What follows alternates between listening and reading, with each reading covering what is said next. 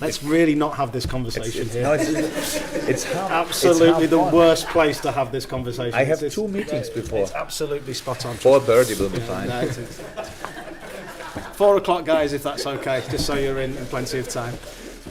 Thank you. Right, we'll kick off, as I say, as many questions to Andy first as possible. I have no time for press conference we'll anymore. Discuss it straight on. It's only 1:30. It's all good. Vinny, get us out of this. Can we have the microphone to Vinny O'Connor, if that's okay? Vinny, first 3 Sonny will go. Andy, obviously injury kept you out at the weekend. How is it? And also, is the ankle still been a problem, or is that completely cleared up now as well? No, ankle's felt good. Since the winter break, it's felt really good. So obviously that week off helped. Just Friday in training. Come on, Paulie. Club photographer as well. Just Friday in training, just overstretched my hamstring, and a couple of interesting conversations. And obviously, I thought I was fine, but the cautious approach got took, and Millie went on to be man of the match. So perfect for the club, and I obviously managed to sit out, and I'll train today. So all good on that front. Battle to get your place back, then. Yeah, Look, I think with how many words have we said about Millie positively, he could play in goals and probably give it his all and try and keep a clean sheet for us. So he can play any position, and when he goes into left back or right back or whatever, then he shows how good a player he is and how good a professional he is, and he done that on Saturday again. Andy, what thought do you give to the fact that not only tomorrow could you be through to the last 8 of the Champions League, but by the time you get back to the dressing room as well, you could know that you have a chance to go to Goodison Park and win the Premier League title?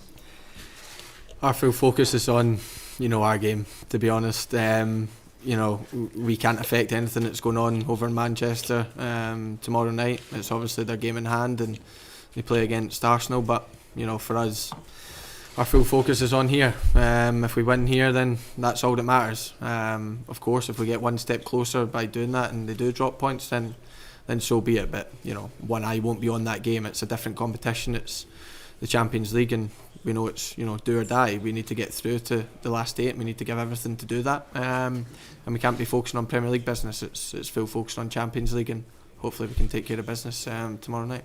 When we spoke after the first leg, you said that you felt that they were favourites to go through. So what's the key thing that you'll have to deal with on the night to give yourselves the best chance of getting past them? Over there we never had the shot on target. So if we do that again, then we won't get through.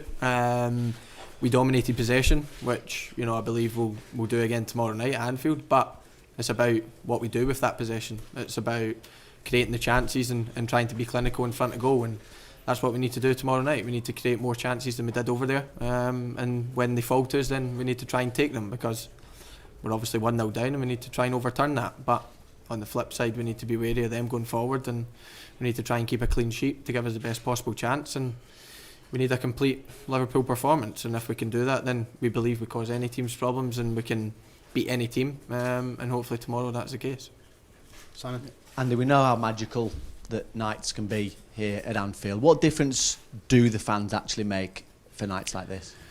They make a huge, up to this point, they've made a huge impact, they've made a huge difference for us, but it's something that us as players, and especially the fans, can't take it for granted. We can't just show up and think the Anfield crowd is going to get us through, or they can't think that it's going to be noisy, so I don't need to take part or whatever. We need everyone to be at 100% tomorrow, whether it's us, whether it's the staff, whether it's the fans. Everyone needs to be at their best, because we know what task we're coming up against. We know how hard it's going to be, and obviously our performance the fans react off. So hopefully we can get off to a fast start and get them right behind us, and hopefully it can be another special Anfield night.